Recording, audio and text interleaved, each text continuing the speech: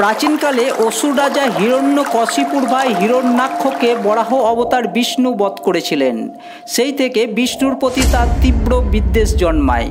ব্রহ্মার কঠোর তপস্যায় তিনি এমন বর পেলেন, দিনে নয়, রাতে নয়, ঘরে নয়, বাইরে নয়, মাটিতে নয়, আকাশে নয়, মানুষ, পশু, দেবতা কেউই তাকে বধ করতে পারবে না।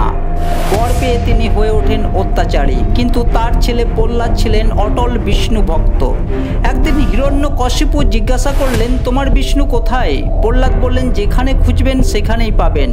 তিনি জিজ্ঞাসা করলেন, এই স্তম্ভে আছে? প্রহ্লাদ বললেন, আছে।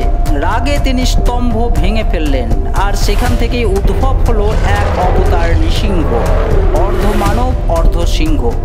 সন্ধ্যাবেলায় দৌড় গোড়ায় কোলে তুলে বরের সব শর্ত ভেঙে দিয়ে নৃসিংহ অসুর রাজাকে বধ করলেন।